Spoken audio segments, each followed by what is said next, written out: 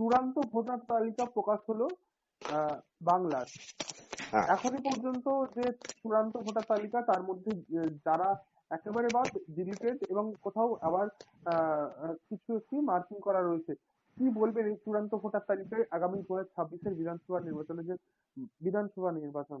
প্রথমেই বলি, এই যে চূড়ান্ত ভোটার তালিকা, এই ভোটার তালিকা কিন্তু অসৎ মানে অস্বচ্ছ তো অবশ্যই, এবং প্রচুর ভুলে ভরা।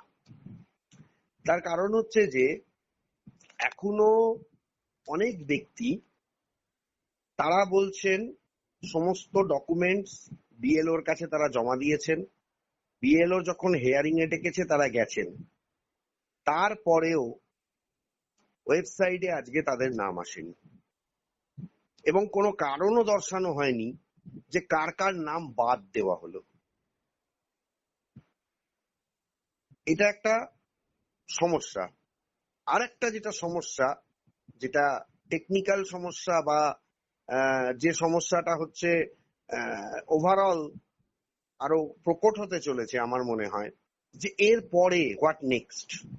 টাইম দিয়ে দিয়ে দিয়ে দিয়ে সুপ্রিম কোর্ট আজকে শেষ দিন ছিল, আজকে নির্বাচন কমিশন পশ্চিমবঙ্গের চূড়ান্ত ভোটার তালিকা প্রকাশ করলো। এই ভোটার তালিকায় যাদের নাম বাদ গেল তাদের জন্য কিছু আদৌ প্রভিশন পরবর্তীকালে কি খোলা থাকলো? যারা এখনো অ্যাপ্লাই করবেন তাদের নামটা ঢুকিয়ে আবার কি কোনো ভোটার তালিকা প্রকাশ হবে? নির্বাচন কমিশনের ওয়েবসাইটে কিন্তু এরকম কোনো ইঙ্গিত নেই। জানি না মানে বাস্তবটা কি হবে, কিন্তু ওয়েবসাইটে এরকম কোনো ইঙ্গিত নেই। আর এই ভুল কেন আমি বলছি, কারণ এই যে চূড়ান্ত ভোটার তালিকা প্রকাশ করা হয়েছে, এই চূড়ান্ত ভোটার তালিকায় নিশ্চিতভাবে বেশ কিছু লোকের নাম বাদ গেছে, যারা দেখা গেছে যে হয় তারা ক্রাইটেরিয়া মিসম্যাচ করতে পারেননি, মানে ক্রাইটেরিয়া মিসম্যাচ হয়েছে, যা যা ডকুমেন্টস দেওয়া দরকার ছিল হিয়ারিং এর সময় তারা দিতে পারেননি, অথবা এমনও হয়েছে যে একবার ডেকেছে মানুষ গেছে, পরের বার কাজের জন্য বা বাইরে থাকার জন্য যেতে পারেনি, বা অনেকে বাইরে থাকার জন্য যে অনলাইনে নেওয়ার কথা বলা হয়েছিল সেটা বহু জায়গাতেই নেওয়া হয়নি,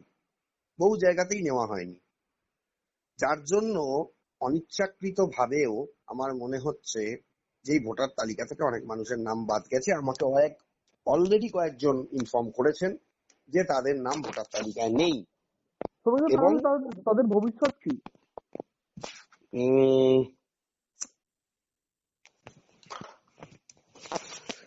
আমি কয়েকদিন আগে, দিন 3-4 আগে একটা খবর পেয়েছি, সেটা হচ্ছে যে অলরেডি কিন্তু নির্বাচন কমিশন জমি চেয়েছে রাজ্য সরকারের কাছে ডিটেনশন ক্যাম্প করার জন্য, যে যাদের নাম বাদ যাবে। কিন্তু আমি বলতে চাই নির্বাচন কমিশন কি করতে পারবে?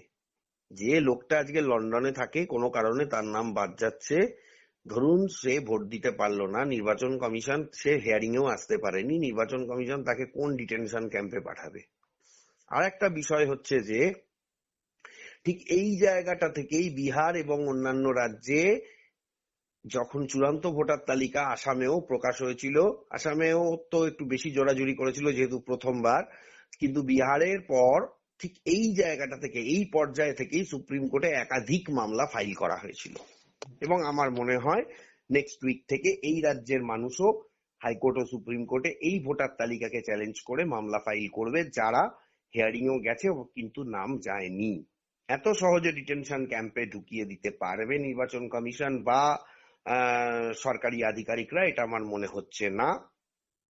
মনে হচ্ছে যে কোর্টই হবে ভবিষ্যতের পথপ্রদর্শক। যখন আমাদের সামনে রাস্তা কিছু থাকে না, তখন উচ্চতর আদালতে গেলে আশা করা যায় সেখান থেকে কোনো না কোনো সলিউশন বেরোবে। এটা আমার ব্যক্তিগত মত। তবে দাদা একটা কথাই, যে এই সুপ্রিম কোর্টের নির্দেশের পর জুডিশিয়াল অফিসারদের তত্ত্বাবধানে এই যে এসআইআর প্রক্রিয়া, তারপরেও ভুলে ভরা ভোটার লিস্ট। কেন ভুলে ভরা ভোটার লিস্ট, এর একটা উদাহরণ আমি দিই।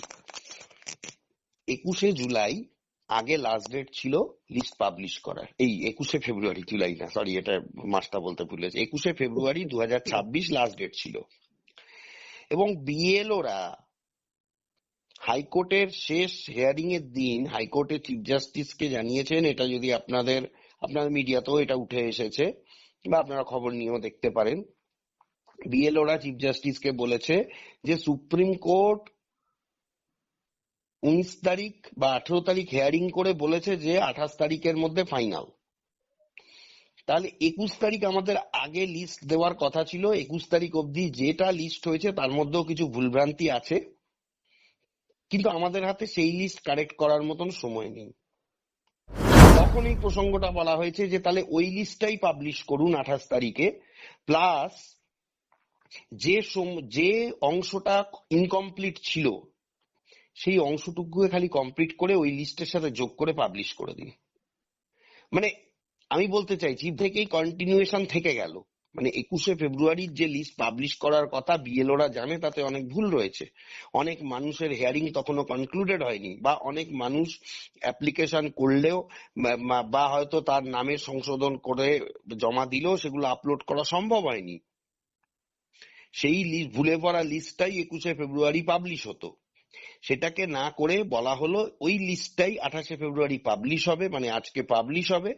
তার সঙ্গে ধরে নিন কোনো একটা কনস্টিটিউয়েন্সির, আমি বলতে চাইছি যে যতটা কাজ করার কথা তার মধ্যে 75% 21শে ফেব্রুয়ারি অব্দি কমপ্লিট ছিল, তাহলে বাকি যে 25% ওই 25% এর কাজটুকু করে 28শে ফেব্রুয়ারি পাবলিশ করে দেওয়া হোক। তাহলে আগের যে ভুলে ভরা লিস্ট সেটাও থেকে গেল, প্লাস বাকি যে 25% তার মধ্যেও যেটুকু ভুল বা ঠিক যাই হলো না কেন সেটাই চলে এলো, পুরোপুরি সংশোধিত লিস্ট এলো না। আর দেখুন আরো একটা বড় বিষয় হচ্ছে যে এসআইআর ছেলে খেলা বিষয় নয়। আমার মনে হয় নির্বাচন কমিশন এবং সুপ্রিম কোর্টের কথা আমি বলবো না, নির্বাচন কমিশন ব্যাপারটা নিয়ে বিভিন্ন রাজ্যকে নিয়ে ছেলে খেলাই করলো। এতই যদি তাদের ইচ্ছা ছিল জনগণের জন্য কাজ করার, 1 বছর ধরে এসআইআর করার দরকার ছিল, অনেক আগের থেকে চিন্তা ভাবনা করার দরকার ছিল। হঠাৎ করে ভোটের আগে এইরকম রাজ্য ধরে এসআইআর কেন এইভাবে করা হবে এবং এত কম সময় দেওয়া হলো কেন? প্রতিটা রাজ্যের জন্য 6 মাস থেকে 8 মাস কেন সময় দেওয়া হলো না?